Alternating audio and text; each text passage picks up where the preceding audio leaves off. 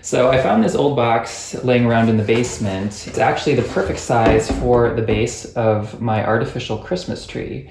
So what I'd like to do is make this into kind of a decorative way to cover up the base of the Christmas tree.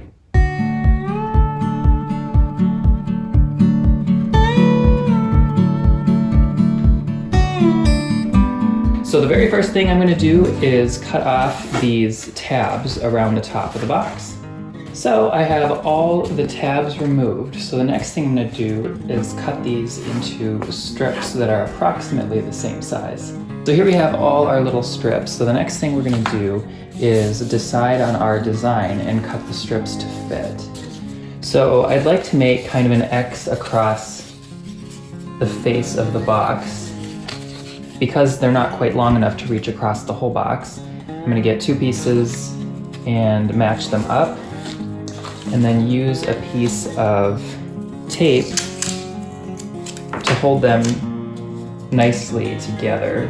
Okay, and because they don't line up 100%, I'm just going to use a scissors just to prune it a little bit. So the next thing I'm going to do is get an idea of where I want this to be. So once I have it approximately where I want it, I'm just going to use a scissors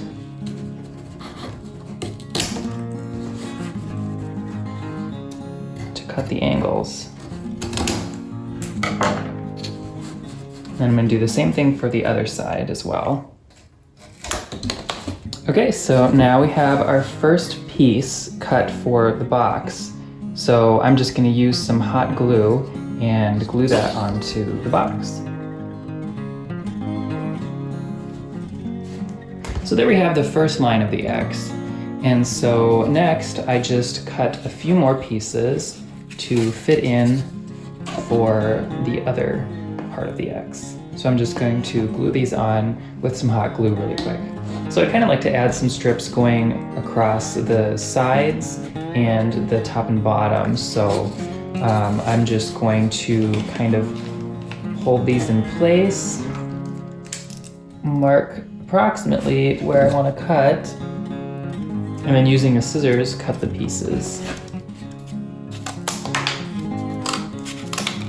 Okay, so I'm just going to glue that one on, and I'm going to make the rest for the other sides. So there is our finished design on the front. You could do this on all the sides of the box if you wish. I'm actually just going to do kind of a frame on the rest of the sides, so I'm just going to do that. So then I'm going to apply 2 coats of white chalk paint to the entire box and let it dry.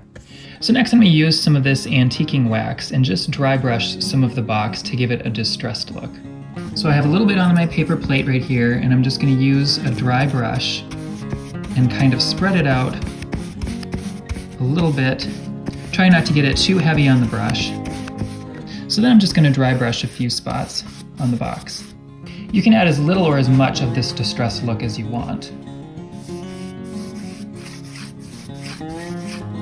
And then finally, if you want the dry brush look to stand out a little bit more, you can use some black acrylic paint and just carefully go back over some of these spots just to darken the distressed look.